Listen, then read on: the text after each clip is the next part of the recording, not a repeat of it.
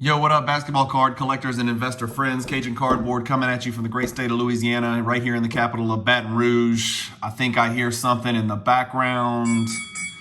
That's right, it's time for another basketball card battles. This is episode number 5. This episode is going to feature the baby goat, as some people like to refer to him, Luka Doncic, who made news last night on the premier PWCC auction when his RPA sold for $7 billion, or what seems like $7 billion. If you don't know what I'm talking about, look it up. It's all anybody's going to be talking about this week.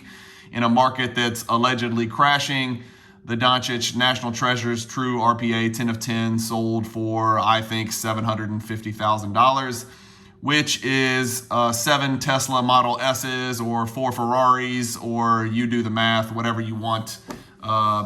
You can figure out all sorts of fun things that you could have used $750,000 for. Anyway, this Basketball Card Battles episode number 5, like all of the episodes, is coming at you on Monday. These episodes always release at 5 p.m. Central Time. If you've missed the first 4 episodes and you're curious, go check it out. Reminder, every Friday I release an episode called Explore the Card, where we take a deep dive look into Michael Jordan inserts and parallels. So let's get cranking here. This episode is the Doncic 2018 Panini Select Copper Prism. It is numbered to 60, and it is a PSA 10 versus the true GOAT, the one and only GOAT. Sorry to you LeBron collectors. Michael Jordan and his 1995 Skybox Premium Meltdown number M1 PSA 10. So we always like to compare like value, and in this case, we don't have to include multiples, because these cards both just sold at almost identical prices on the exact same day in the exact same platform. So on the rare occasion in basketball card battles, we have no divergence as far as seller quality, platform, date, or sold price. The Doncic sold for $13,500. The Jordan sold for $13,000. Both of these sales occurred on December 13th. in the PWCC December monthly auction. The pop of the Doncic is pop 12. The pop of the Jordan is pop 16. When we start looking at the gem rate for these two cards, I'm going to pull this off so we can go to our trusty card ladder pull up. I've only got the Meltdown. The Doncic Copper is not in card ladder yet, so we're going to primarily focus through the card ladder software on this. Sorry for the low video and audio quality as always. We're going to focus on the Meltdown and card ladder. But the Doncic Copper is serial numbered to 60. The gem rate is actually 55%, 54.5%. 22 have been graded, and there are 12 PSA 10s. The Meltdown is a pop 16, as we said, and as you can see on the screen, but the gem rate is 5.6%. So there's been 22 of the Copper graded by PSA, and there's been 286 of these Michael Jordan Meltdowns graded by PSA, yielding only 16 PSA 10s. There are 60 in the world. So we talk about scarcity and print run. We talk about rarity or print runs. So we know there's only 60 Doncic. But when you compare the two cards, we also have to look at scarcity, because obviously more Meltdowns were printed than 60. We know that because 286 have been graded by PSA alone. But how many have been graded by PSA plus BGS? The answer is 551. So 551 Michael Jordan 95 Meltdowns have been graded between the two companies.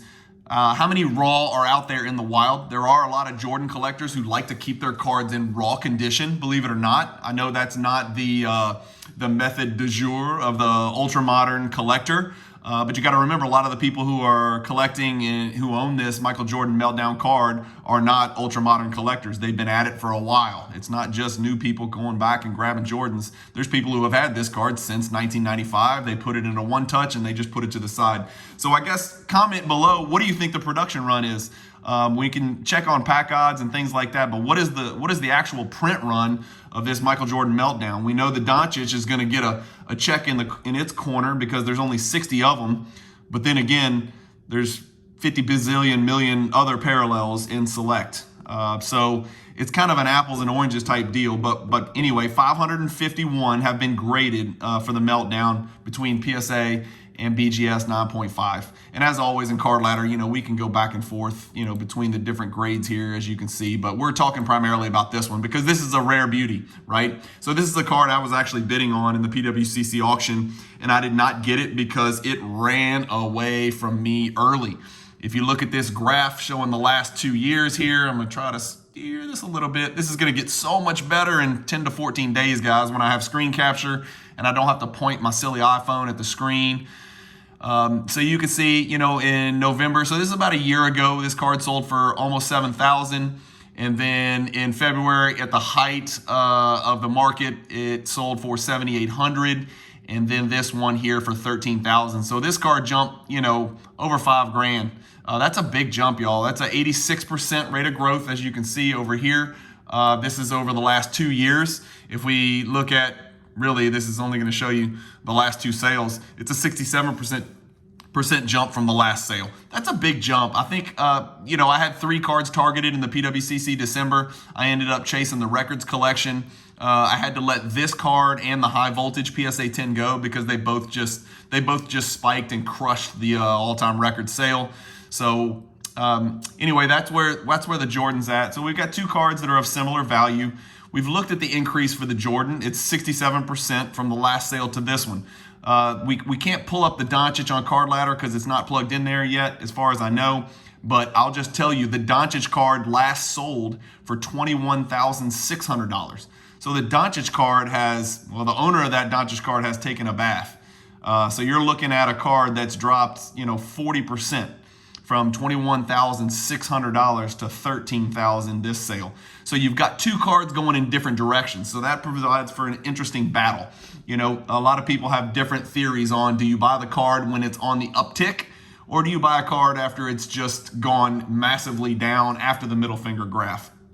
I don't know. That's for you guys to decide. That's what this is about. It's for you guys to look at the distinctions between these 2 options, which currently have the same value, and then figure out which one would you rather have a year from now? Which one would you rather have 5 or 10 years from now?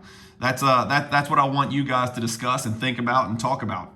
And at the end, I'll give you my opinion. But again, it's only an opinion. And it's going to be fun 1, 2, 5 years to look back on these videos and call me an idiot, or call yourself an idiot, or call yourself a genius, whatever the case may be.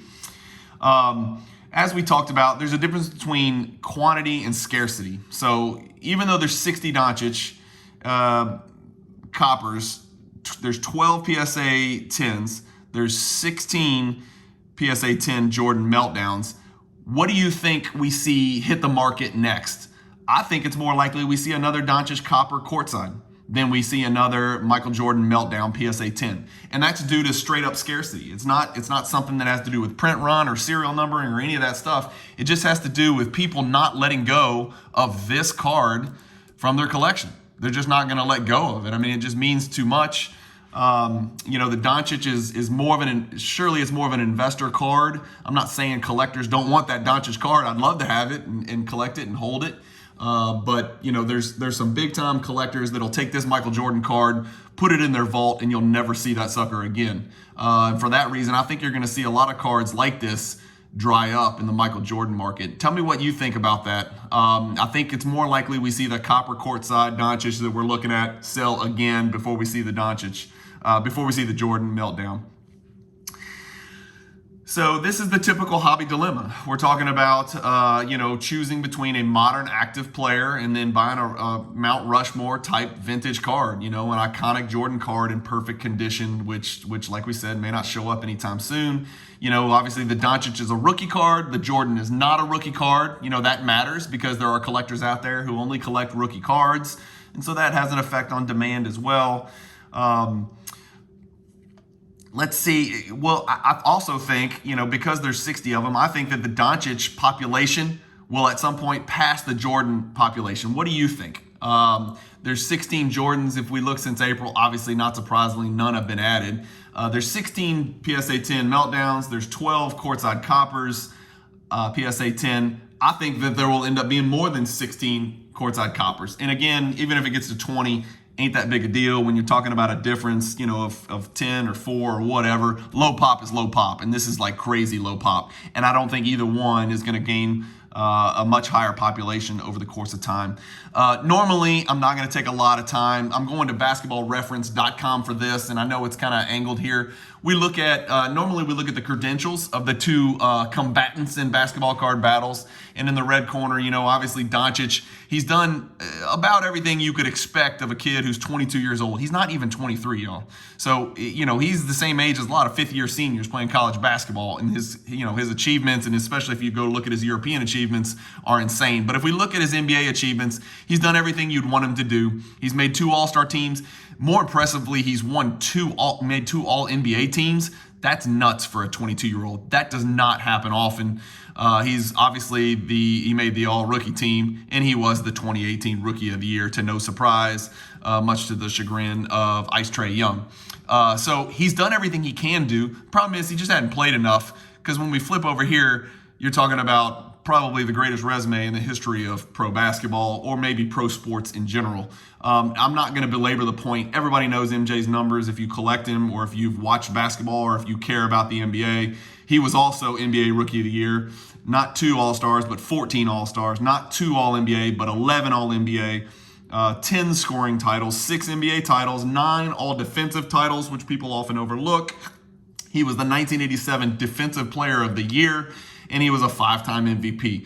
I mean, he checks every single box you could possibly imagine. And everybody wonders what could have been if Jordan had left college earlier or not gone to college. What could have been if Jordan had played those years where he played baseball, and then what would have happened if Jordan hadn't retired so early.